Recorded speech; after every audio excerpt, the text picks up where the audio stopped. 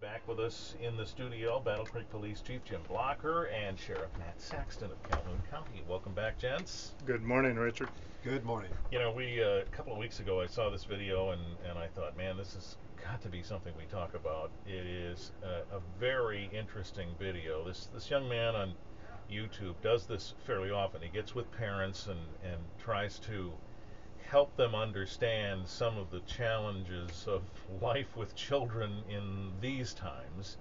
One of them in his latest is the bait sort of that he sets up, where he sets up a social media account as a person of their children's age and friends them, inspires a conversation with them, and then invites them to meet him.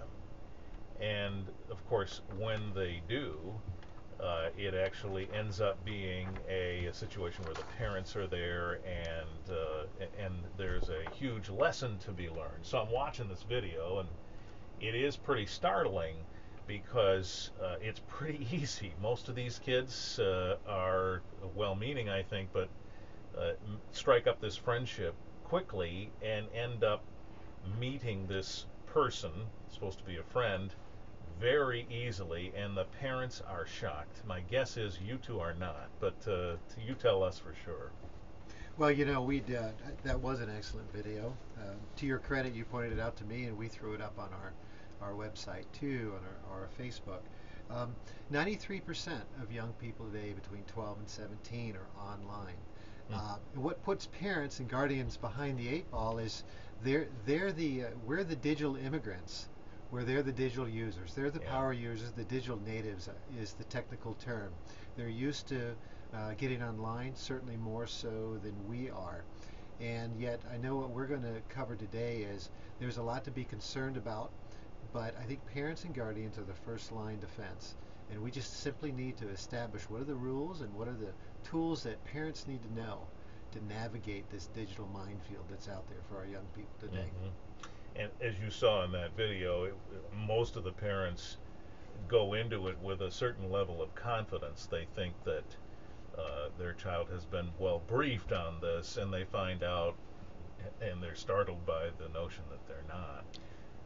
It's kind of scary. Well, and it's not a one-time conversation that you have with your child. You have to have an ongoing dialogue with your child about internet safety and about predators that use the internet to their advantage.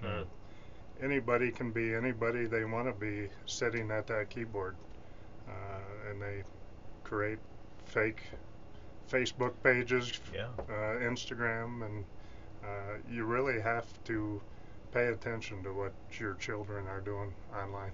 And we'll talk more about that, and we'll get into some of these safety tips coming up in just a moment on WBCK 8:13 Monday morning. Chief Jim Blocker and Sheriff Matt Saxton are here. We're talking about online predators, in particular inspired by this video that we've now shared once again on our Facebook page at WBCK. Just search it in Facebook and it'll come up. It was an experiment to see if children would respond to people who were supposedly on social media of their age and well-meaning, but potentially were not. And it turns out in this video, you'll see, it happens pretty easily. And so what can parents do? And as you've said, Chief, we parents are not necessarily the most tech savvy, but yet we're having to be mindful of all of these things. What can parents do to sort this out? You really need to set up some simple rules, and again, as I said, have ongoing dialogue with your children, but with their apps and their different social media pages, make sure that the parents know the passwords to those, so they can sit down with their child and review those. And again, that's the only person those teens should be sharing the password with. Right. Don't share a password for your Instagram with your friend, which leads to cyberbullying and other issues once people have access to someone else's social media sites. Do you generally recommend that parents, when Johnny or Susie's off at school, log into those things and see what's going on with them, or watching them from outside of the password login, your own account, for example, is that good enough? Well, you know, is online activity is no different than taking the children to the playground or anywhere else. Parents are sitting and from afar they're watching their children just to make sure that everything's okay. And that's essentially in this digital environment what we're asking parents to do is start to pay attention from afar, work out and negotiate with your children, or simply tell them, this is what we're going to do to allow you to get online in our home. But again, I think children are naturally trusting. They grow up in an environment full of people that love them and care for them, and so oftentimes that is the strategy employed by the predators online. Right. Is they try to kind of get them to believe that they are caring and loving and care about the person, and the sheriff is right, and that video demonstrated that that person on the other end just might not look at all like the one they're representing themselves. And so the sheriff and I have a series of rules and tools that we'd like to at least get out there, and we'll put up on our website today. Okay, let's hear more. Supervise the photos and videos your kids post and send online. Regularly check the online communications your children use, such as social networking and gaming sites, to see what information they're posting. Know and understand your children's online activities. Supervise all of the internet-enabled devices, smartphones included, gaming systems included. Discourage the use of webcams and mobile video devices. And I'd like to also point out that sometimes those things automatically come on, and you might not be aware of them. Also, we need to talk with our kids and teach them about how to protect their security online using all the available security settings and privacy settings. Instruct your children to avoid meeting face-to-face with somebody they only met online. That would be the number one rule. Yeah. As that video, if you're going to meet face-to-face with somebody, that your only contact with them has been online, and that's why parents need to watch that as well, because teens can be gullible from time to time, so they need parents or guardians to help them stay safe while using the internet. And as we saw in at least one of those videos, it wasn't meeting in a park or meeting at the mall. She gave him an address and he came over. It was her home that he came to. Scary. Well, it should be. Yeah. Well, and as many times we've talked before about posting pictures that you take with your phone online, a lot of those will have GPS on those, and a savvy person online can figure out the location that picture was taken, or just taking a photo of yourself by your house, and they can pick out the home address and locate you without even your knowing it. Without your knowing it. Yeah. We talked about cell phones and cellular devices, mobile devices. Do you recommend that parents just snatch those out of their kids' hands and look at what's in there on a regular basis? Well, I think you have ongoing dialogue, and your child should know that most of the time the parents are paying the bill on those. But I wouldn't recommend just taking them and snooping behind their back, but the biggest thing parents need to do is have conversations with their kids, and sit down and go over those together and point out things that could lead them to issues down the road. Is it fair to say that both of your departments are responding to situations like was demonstrated in those videos on a regular basis? I would say certainly we are, and we're having to get a lot smarter ourselves in terms of how we respond. But again, the common theme today is parental loved one guardian engagement. Pay attention to what they're doing online. Don't turn just because you may be ignorant of how things work online, or you don't like the internet, or you don't like all this social media, and that's probably true of our generation and maybe a little bit north. That's part of it, is you're going to need to get involved, and you need to start paying attention. I have a few tools that we can put out there. One is set appropriate filters. You can get on the privacy settings and set filters, and what children can go to and what they can't. Consider using monitoring software, especially if you sense the child is at risk.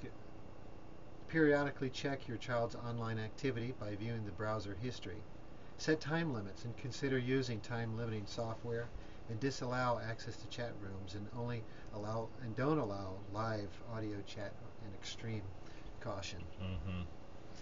Limit your child's instant messaging. Use safe search engines, Google and Bing as examples. Set up the family's cybersecurity protections, and then finally utilizing the parental controls. Microsoft Office has those, and I know Apple operating system has those as well. All right. We'll talk more about this coming up in just a moment. We'll also talk a little bit about counterfeit money on the other side of this break. 825 WBCK, Police Chief and the Sheriff here with us today. We've been talking about online predators, and I guess the next thing that's going to happen here now that school's getting back in session is you'll be hearing more about cyberbullying, which just seems like an immense issue to deal with. Well, and obviously you just mentioned school starting right around the corner. And our calls for service for the cyberbullying pick up once school starts. A few easy tips for parents to talk with their children about that. One of the biggest thing is don't respond to the initial bullying.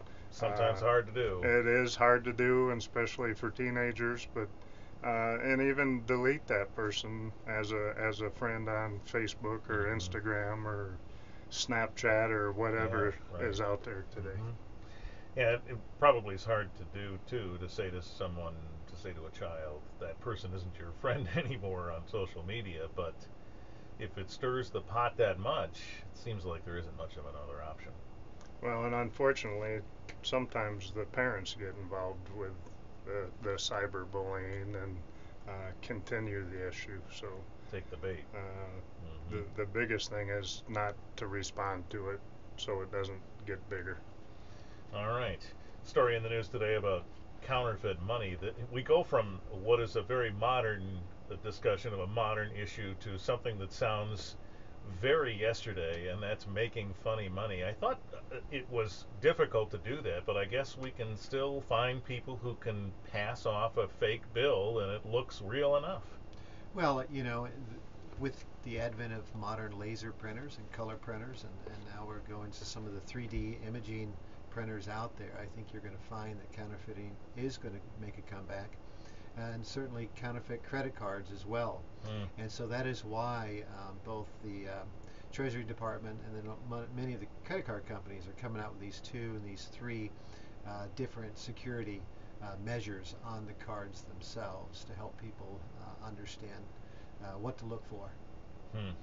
So if someone is a money handler, and the story we're hearing today is about a $100 bill that got passed and it wasn't real, how do you recognize that now if the quality is that good?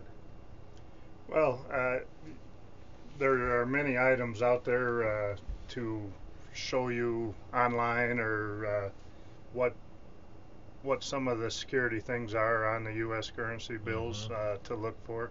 A lot of retail stores rely solely on the counterfeit pen, which sometimes they're turning 5s into 50s, so the counterfeit pen still doesn't work on those bills because it is actual currency paper. So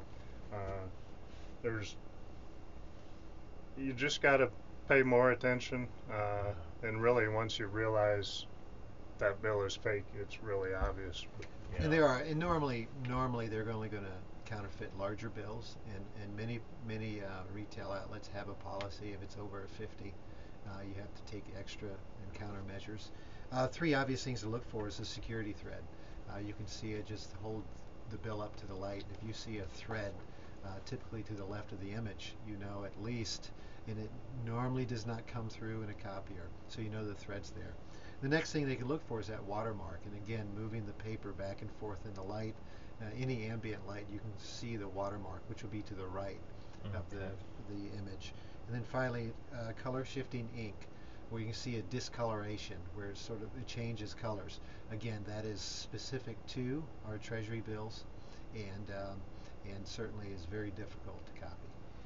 All right. Well, we thank you for the update on that as well, and I'm sure we'll be talking again soon.